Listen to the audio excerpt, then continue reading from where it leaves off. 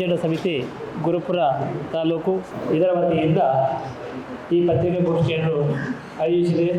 ಈ ಪತ್ರಿಕಾಗೋಷ್ಠಿಯನ್ನು ನಡೆಸಿಕೊಳ್ಳುವರು ಶ್ರೀ ಶ್ರೀ ಶ್ರೀ ರಾಜಶೇಖರ ಸ್ವಾಮೀಜಿಗಳು, ಶ್ರೀ ಕ್ಷೇತ್ರ ವಜ್ರದೇಹಿ ಮಠ ಈ ಸಮಿತಿಯ ಗೌರವಾಧ್ಯಕ್ಷ ಆಗಿದ್ದುಕೊಂಡು ಈ ಸಮಿತಿಗೆ ಮಾರ್ಗದರ್ಶನ ಮಾಡುವರು. ಭಾರತವು ಜಗತ್ತಿಗೆ ವಸುಧೈವ ಕುಟುಂಬಕಂ, ವಿಶ್ವವೇ ಒಂದು ಕುಟುಂಬ ಎಂಬ ಉದಾತ್ತ ಚಿಂತನೆಯನ್ನ ಸಾವಿರಾರು ವರ್ಷಗಳ ಮೊದಲೇ ನಮ್ಮ ಹಿಂದೂ ಸಮಾಜ ನೀಡಿದೆ. ಸಂಸ್ಕೃತಿ, ಸಂಸ್ಕಾರ, ನಂಬಿಕೆ, ಕುಟುಂಬ, ನೃತ್ಯ, ಯೋಗ, ಆಯುರ್ವೇದ, ಆಧ್ಯಾತ್ಮ, ಗುರುಕುಲ ಶಿಕ್ಷಣ, ವಿಜ್ಞಾನ, ಕಲೆ, ಸಾಹಿತ್ಯ, ಇತಿಹಾಸ, ಪೌರಾಣಿಕ, ತತ್ವಶಾಸ್ತ್ರ ಮತ್ತು ಖಗೋಳದಲ್ಲಿ ಜಗತ್ತು ಅಂಬೆಗಾಲಿಕ್ಕುವ ಸಮಯದಲ್ಲೇ ಹಿಂದೂ ಸಮಾಜ ಉಚ್ಚ ಸ್ಥಿತಿಯಲ್ಲಿತ್ತು. ಕ್ಷಾತ್ರ ತೇಜಸ್ಸಿನ ಭವ್ಯ ಭಾರತವು ಜಗತ್ತಿಗೆ ಚೈತನ್ಯವನ್ನು, ನೀರವತೆಯನ್ನು, ವಿನಮ್ರತೆಯಲ್ಲಿ ಹಾಗೂ ಭವ್ಯ ನಾಗರಿಕತೆಯನ್ನು ನೀಡಿದೆ. ಭಾರತವು ಭೌಗೋಳಿಕವಾಗಿ ಉತ್ತರದ ಹಿಮಾಲಯ ಪರ್ವತಗಳಿಂದ ದಕ್ಷಿಣದ ಕಡಲ ತೀರದವರೆಗೆ, ಪಶ್ಚಿಮದ ಮರಕನಿಂದ ಪೂರ್ವದ ಕಾನನಗಳವರೆಗೆ ಭಾಷೆ, ವೇಷ, ಆಹಾರ, ಸಂಪ್ರದಾಯ, ಆಚರಣೆ, ಆರಾಧನೆ ವೈವಿಧ್ಯಮಯವಾಗಿದ್ದರೂ ಹಿಂದೂ ಸಮಾಜ ಏಕತೆಯ ದ್ಯೋತಕವಾಗಿದ್ದು ಸತ್ಯ ಸನಾತನ ನೂತನವಾಗಿದೆ. ನಮ್ಮ ಮಂಗಳೂರು ತಾಲೂಕಿನ ಎಡಪದವು, ಮಳಲಿ, ಗುರುಪುರ, ಪೆರಮಂಕಿ, ಕೆಂಜಾರು, ಗಜಪೆ, ಹೆಕ್ಕಾರು ಮಂಡಲಗಳಲ್ಲಿ ಹಿಂದೂ ಸಂಗಮ ಎಂಬ ಹೆಸರಿನಲ್ಲಿ ಪ್ರತಿಯೊಬ್ಬರೂ ಜೊತೆಯಾಗಿ ಹಿಂದೂ ಸಮಾಜದ ಬಂಧುಗಳ ಏಕತೆ, ಸಂಸ್ಕೃತಿ ಮತ್ತು ಧಾರ್ಮಿಕ ನಂಬಿಕೆಯನ್ನು ಬಲಪಡಿಸುವ ಮಹತ್ತರ ಉದ್ದೇಶದಿಂದ ಈ ಕಾರ್ಯಕ್ರಮವನ್ನು ಆಯೋಜಿಸಲಾಗಿದೆ. ಈ ಮೂಲಕ ಅವಿನಾಶಿ ಸಂಸ್ಕೃತಿಯ ಅಂತರ್ಸತ್ವವನ್ನು ಅನಾವರಣ ಮಾಡುವ ಮೂಲಕ ಸನಾತನ ಸಂಸ್ಕೃತಿಯ ಮೌಲ್ಯಗಳು, ಧಾರ್ಮಿಕ ನಂಬಿಕೆಗಳು ಹಾಗೂ ಸಾಮಾಜಿಕ ಸಾಮರಸ್ಯವನ್ನು ಉದ್ದೀಪನಗೊಳಿಸಿ ಸಮಸ್ತ ಹಿಂದೂ ಸಮಾಜವನ್ನು ಸಂಘಟಿತವಾಗಿಸುವ ಕಾರ್ಯ ನಡೆಯುತ್ತಿದೆ. ಎಡಪದವು ಮಂಡಲ, ಅದರಲ್ಲಿ ಕೊಂಪದವು, ಮುಚ್ಚೂರು, ಎಡಪದವು, ಬಡಗ ಎಡಪದವು ಗ್ರಾಮಗಳನ್ನೊಳಗೊಂಡ ಹಿಂದೂ ಸಂಗಮ ಕಾರ್ಯಕ್ರಮ ದಿನಾಂಕ 25/2/2026 ಭಾನುವಾರದಂದು 25/1/2000 ಚೂರು ವ್ಯತ್ಯಾಸ ಆಗಿದೆ.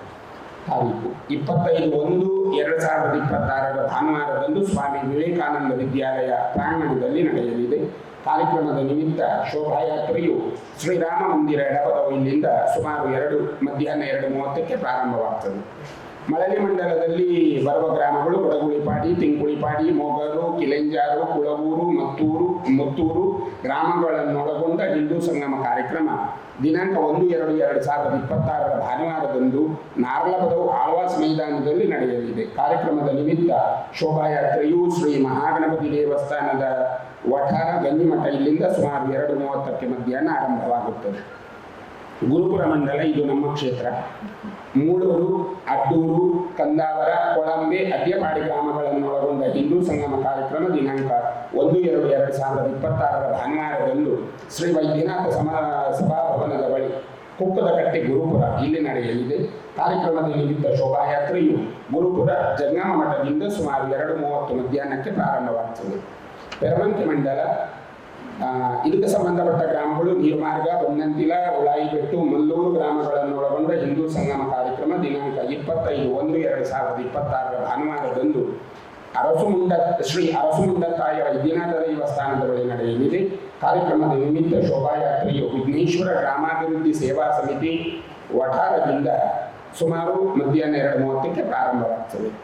ಹೆಕ್ಕಾರು ಮಂಡಲ, ಇದಕ್ಕೆ ಸಂಬಂಧಪಟ್ಟಂತಹ ಗ್ರಾಮಗಳು ಬಡಗ ಹೆಕ್ಕಾರು, ತಿಂಕ ಹೆಕ್ಕಾರು, ಪೇರ್ಮುದೆ ಗ್ರಾಮಗಳನ್ನೊಳಗೊಂಡ ಹಿಂದೂ ಸಂಗಮ ಕಾರ್ಯಕ್ರಮ ದಿನಾಂಕ 1/2/2026 ಭಾನುವಾರದಂದು ಬಂಟರ ಭವನ ಹೆಕ್ಕಾರು ಇಲ್ಲಿ ನಡೆಯಲಿದೆ. ಅಲ್ಲಿ ನಮ್ಮ ಹೆಕ್ಕಾರು ಪರಮಣಿತಾಯ ದ್ವಾರದಿಂದ ಸುಮಾರು 2:30 ಗಂಟೆ ಸುಮಾರಿಗೆ ಶೋಭಾಯಾತ್ರೆ ಆ ಮೈದಾನಕ್ಕೆ ಮುನ್ನಡೆಯಲಿದೆ. ಕಿಂಜಾರು ಮಂಡಲದ ಸಂಬಂಧಪಟ್ಟಂತಹ ಕಿಂಜಾರು, ಮರವೂರು, 63ನೇ ತೊಪ್ಪೂರು, ಜೋಕಟ್ಟೆ ಗ್ರಾಮಗಳನ್ನೊಳಗೊಂಡ ಹಿಂದೂ ಸಂಗಮ ಕಾರ್ಯಕ್ರಮ ದಿನಾಂಕ 1/2/2026 ಭಾನುವಾರದಂದು ಪಾಪ್ಯುಲರ್ ಫಾರ್ಮ್ಸ್ ಮರವೂರು ಇಲ್ಲಿ ನಡೆಯಲಿದೆ. ಕಾರ್ಯಕ್ರಮದ ನಿಮಿತ್ತ ಶೋಭಾಯಾತ್ರೆಯು ಶ್ರೀದೇವಿ ಭಜನಾ ಮಂಡಲ ಕೆಂಜಾರು, ಭಜನಾ ಮಂಡಳಿ ಕೆಂಜಾರು ಕರಂಬಾರ ಇಲ್ಲಿಂದ ಸುಮಾರು 2:30 ಮಧ್ಯಾಹ್ನ ಪ್ರಾರಂಭವಾಗುತ್ತದೆ. ಬಜ್ಪೆ ಮಂಡಲಕ್ಕೆ ಸಂಬಂಧಪಟ್ಟು ಬಜಪೆ, ಮೂಡುಪೆರಾರ, ಪಡುಪೆರಾರ ಗ್ರಾಮಗಳನ್ನೊಳಗೊಂಡ ಹಿಂದೂ ಹಿಂದೂ ಸಂಗಮ ಕಾರ್ಯಕ್ರಮ ದಿನಾಂಕ 1/2/2026 ಭಾನುವಾರದಂದು ಶ್ರೀ ಅಂಬಿಕಾ ಅನ್ನಪೂರ್ಣೇಶ್ವರಿ ದೇವಸ್ಥಾನ ಸುಂಕದಕಟ್ಟೆ ಇಲ್ಲಿ ನಡೆಯಲಿದೆ. ಕಾರ್ಯಕ್ರಮದ ನಿಮಿತ್ತ ಶೋಭಾಯಾತ್ರೆಯು ಬಡಿಪೆ ಶಕ್ತಿ ಮಂಟಪ ಇಲ್ಲಿಂದ ಸುಮಾರು 2:30ಕ್ಕೆ ಪ್ರಾರಂಭವಾಗ್ತದೆ. ಈ ಎಲ್ಲ ವಿಷಯಗಳು ಹಿಂದೂ ಸಮಾಜದ ಐಕ್ಯಮತ್ಯ ಮತ್ತು ಹಿಂದೂ ಸಮಾಜದ ಒಗ್ಗಟ್ಟು, ನಮ್ಮಲ್ಲಿರುವಂತಹ ಎಲ್ಲ ಜಾತಿಯ ಅಂತರಗಳನ್ನು ಕಳಚಿ ಸಮಾಜ ಒದ್ದಾಗಬೇಕು, ಆ ಮೂಲಕವಾಗಿ ಸದೃಢವಾಗಿರ್ತಕ್ಕಂಥ ಒಂದು ಹಿಂದೂ ಸಮಾಜವನ್ನು ಕಾಣುವ ಈ ಒಂದು ಶುಭಾವಸರದಲ್ಲಿ ಹಿಂದೆ ನೀವು ಗಮನಿಸಿರ್ಬೋದು, ಹಿಂದೆ ನಮ್ಮ ಹಿಂದೂ ಸಮಾಜೋತ್ಸವ ಹೇಗಿತ್ತು ಅಂತಂದರೆ ಒಂದು ಪ್ರದೇಶಕ್ಕೆ ಸೀಮಿತವಾಗಿತ್ತು. ಒಂದು ಪ್ರದೇಶ ಅಂದರೆ ಈಗ ನಾವು ನಮ್ಮ ಭಾಗದಲ್ಲಿ ಮಂಗಳೂರು ಅನ್ನುವ ಕೇಂದ್ರ ಮೈದಾನದಲ್ಲಿ ನಾವು ಮಾಡಿದರೆ ಆ ಮೈದಾನಕ್ಕೆ ಕಾಸರಗೋಡು, ಕೊಡಗು ಈ ಭಾಗ ಮತ್ತು ನಮ್ಮ ದಕ್ಷಿಣ ಕನ್ನಡ, ಉಡುಪಿ ಹೀಗೆಲ್ಲ ಒಂದು ಕಡೆ ಸೇರ್ತಾ ಇತ್ತು. ಇಲ್ಲಿ ಹೇಗೆ ಅಂತಂದರೆ ನಮ್ಮ ವಿಚಾರಧಾರೆಗಳು ಮಾಧ್ಯಮಗಳ ಮೂಲಕ ಮಾತ್ರ ಮುಟ್ತಾ ಇತ್ತು, ಮಾಧ್ಯಮಗಳು ಅದನ್ನು ವಿಸ್ತರಿಸ್ತಾ ಇತ್ತು. ಇವಾಗ ಹೇಗಾಗಿದೆ ಅಂತಂದರೆ ಒಂದು ಮಂಡಲ ಅಂತ ಹೇಳಿ ಅಲ್ಲಿಯ ಪ್ರದೇಶವನ್ನು ಒಂದು 5 ಪ್ರದೇಶವನ್ನು ಜೋಡಿಸಿಕೊಂಡು ಒಂದು ಸಮಾಜೋತ್ಸವ. ಈಗ ತಾವು ಕೇಳಿರುವಂಥ ಪ್ರಶ್ನೆ ಬಹಳ ಅತ್ಯಪೂರ್ಣ ಪ್ರಶ್ನೆ. ಇಲ್ಲಿವರೆಗಿನ ವಿಚಾರಗಳಲ್ಲಿ ನಾವು ಗಮನಿಸಿದಾಗ ನಮ್ಮಲ್ಲಿ ಈ ಮೇಲುಕೀಳು, ಸ್ಪೃಶ್ಯ ಇದೆಲ್ಲ ಬಹಳ ಕಾಲದಿಂದ ಇತ್ತು. ಯಾವಾಗ ನಮಗೆ ಸಂಘ ಬೆಳವಣಿಗೆ ಆಯಿತು ಅಲ್ಲಿಂದ ಮೇಲೆ ಇದು ಕಳಚ್ತಾ ಈಗ ಹೆಚ್ಚು ಕಡಿಮೆ 1-2% ಉಂಟು ಅಂತ ಒಪ್ಪಿಕೊಳ್ಳದಿರ್ಲಿಕ್ಕೆ ಸಾಧ್ಯ ಇಲ್ಲ, ಇಲ್ಲವೇ ಇಲ್ಲ ಅಂತ ಹೇಳುವ ಸ್ಥಿತಿ ಇಲ್ಲ, ಉಂಟು. ಆದರೆ ನಮ್ಮ ಕಾಲಘಟ್ಟದಲ್ಲಿ ಇವತ್ತಿನ ಈ ಪರಿಸ್ಥಿತಿಯಲ್ಲಿ ನಾವು ತಳಮಟ್ಟಕ್ಕೆ ಹೋಗ್ತಾ ಇರುವುದರಿಂದ ಈಗ ನಾವು ಹೋದ ಕ್ಷೇತ್ರಗಳಲ್ಲಿ ಸುಮಾರು ಈಗ ನೀವೊಂದು 100% ನೀವು ಗಮನಿಸಿದರೆ ಒಂದು 70-80% ಪರಿವರ್ತನೆ ಆಗಿದೆ. ಇದಕ್ಕೆ ನಾವೇ ಸಾಕ್ಷಿ ಇದ್ದೇವೆ. ನಮಗೆ ಸ್ವಂತ ಅನುಭವ ಇಲ್ಲದರಿಂದ ನಾವು ಹೆಚ್ಚು ತಳಮಟ್ಟದಲ್ಲಿ ಕೆಲಸಕ್ಕೆ ಮುಂದುವರೆದದ್ದರಿಂದ ನಾವೀಗ ಒಂದು ಜಾಗಕ್ಕೆ ಹೋಗ್ತೇವೆ, ಅಲ್ಲಿ ನಮ್ಮನ್ನು ಪುರಮೆರವಣಿಗೆ ಮಾಡಿಸ್ತಾರೆ. ಅಲ್ಲಿ ಪಾದ ತೊಳೆಯುವುದು ಅತ್ಯಂತ ಕೆಳ ಸಮಾಜ. ನಾವು ಅದನ್ನು ಹೇಳಲಿಕ್ಕೆ ನಮಗೆ ತುಂಬ ಖುಷಿ ಆಗ್ತದೆ, ಅತ್ಯಂತ ಕೆಳ ಸಮಾಜ. ಆದರೆ ನಮ್ಮಲ್ಲಿ ಆ ಅತ್ಯಂತ ಕೆಳ ಸಮಾಜ ಅಂತ ನಾವೇನು ಇಟ್ಟುಕೊಂಡವರನ್ನು ದೂರ ಇಟ್ಟಿದ್ದೇವಲ್ಲ, ಅವರೆಲ್ಲ ನಮ್ಮ ಜೊತೆಗೆ ಸೇರ್ತಾ ಇರುವುದು ನಮಗೊಂದು ಸೌಭಾಗ್ಯ. ಹಾಗಾಗಿ ಇದು ಪರಿವರ್ತನೆಯ ಒಂದು ನಾಂದಿ ಅಂತ ಇಲ್ಲಿವರೆಗೆ ನಾವು ಅದನ್ನು ಕಂಡಿದ್ದಿಲ್ಲ. ಈಗ ನಮಗೊಂದು ಪಾದ ಸೇವೆ ಅಥವಾ ನೀರು ಹಾಕಬೇಕಾದ್ರೆ ಯಾರೋ ಉಚ್ಚ ಜಾತಿಯವರನ್ನು ಕರೆದು ಮಾಡ್ತಾ ಇದ್ರು.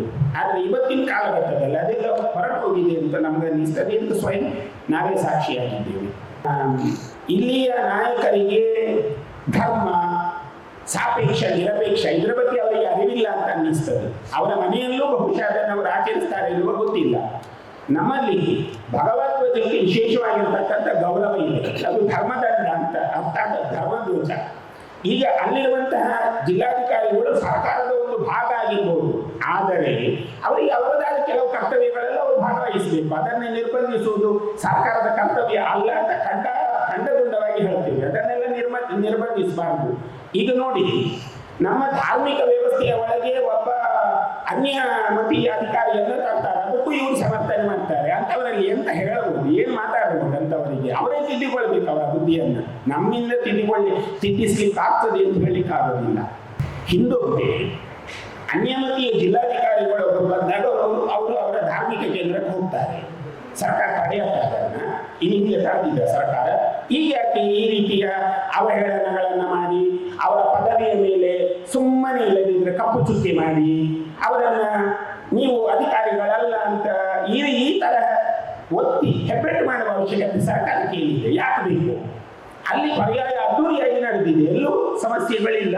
ಮತ್ತು ಈ ಸಮಸ್ಯೆ ಹಾಗಿದ್ರೆ ಇವರಿಗೆ ಸಮಸ್ಯೆ ಮಾಡಬೇಕನ್ನುವ ಹುನ್ನಾರ ಅಂತ ಅನ್ನಿಸ್ತದೆ. ಮಾಡಬಾರ್ದು, ಅದನ್ನು ಸರ್ಕಾರವಾಗಿ ಮಾಡಬಾರ್ದು. ಒಬ್ಬ ಸರ್ಕಾರದ ಪ್ರತಿನಿಧಿ ಅಥವಾ ಸರ್ಕಾರದ ಒಬ್ಬ ಅಧಿಕಾರಿ ಅವರು ಸಾಮೂಹಿಕವಾಗಿ ನೋಡಿ, ಇಲ್ಲಿ ಜೋಶ್ ಇರತ್ತಲ್ಲ, ಎಲ್ಲವೂ ಸೇರಿಕೊಂಡು ಅಲ್ಲೊಂದು ಜೋಶ್ ಇರುತ್ತೆ. ಅಧಿಕಾರಿಗಳೇ ಹಿಂದಿನ ಕಮಿಷನರೇ ನೃತ್ಯಕ್ಕೊಂದು ಹೆಜ್ಜೆ ಹಾಕಿದ್ದಾರೆ, ಅದನ್ನೆಲ್ಲ ಯಾಕೆ ಇವರು ತಪ್ಪು ಅಂತ ಭಾವಿಸುವುದು? ಅಲ್ಲಿ ಜಾತಿಯನ್ನು ತರಬಾರದು ಅಂತ ಹೇಳೋದು ನಾವು. ಅಲ್ಲಿ ಯಾವುದು ಜಾತಿ ಬರಬಾರದು, ಧರ್ಮನೂ ಬರಬಾರದು. ಅದು ಒಂದು. ಈಗ ನೋಡಿ, ಅಲ್ಲಿ ಅನ್ಯ ಜಾತಿಯವರು ಇದು ತರ್ತಾರೆ, ಯಾವುದು ತರಕಾರಿ ಕಾಯಿ ಪಲ್ಯಗಳನ್ನೆಲ್ಲ ಹೊತ್ತುಕೊಂಡು ತರ್ತಾರೆ. ಇಲ್ಲ, ಇದು ನಿಮ್ಮದು ನಮ್ಮದಕ್ಕೆ ಸಂಬಂಧ ಇಲ್ಲ ಅಂತ ಅಲ್ಲಿ ಪರ್ಯಾಯದವರು ಹಾಕಿಟ್ಟಿದ್ದಾರೆ. ಯಾಕೆ ಇವರು ಅದನ್ನು ಧರ್ಮಕ್ಕೆ ಜೋಡಿಸ್ತಾರೆ? ಅಲ್ಲಿ ಎಲ್ಲರೂ ಬಂದು ಊಟ ಮಾಡ್ತಾರೆ. ಮೊನ್ನೆ ನಾವು ಹೋಗುವಾಗ, ಪರ್ಯಾಯದ ಮಾರನೇ ದಿವಸ ನಾವು ಹೋಗುವಾಗ ಗುಲ್ಬರ್ಗದಿಂದ ಒಂದು ಸಮುದಾಯ ಬಂದಿದೆ. ನಾವು ಅದನ್ನ ಈ ರೀತಿ ವ್ಯಕ್ತಪಡಿಸುವುದು ತಪ್ಪು ಅಂತ ಭಾವಿಸಿಕೊಂಡು ಮಾತಾಡುದು ನಾವು. ಅವರು ಚಂದ ಊಟ ಮಾಡಿ ನಮ್ಮಲ್ಲಿ ಮಾತಾಡ್ತಾರೆ ಅವರು. ಹಾಗಾಗಿ ಅಲ್ಲೆಲ್ಲೂ ಕೂಡ ಆ ಜಾತಿಯ ಭಾವ ಬಂದಿಲ್ಲ, ಬರಬಾರದು.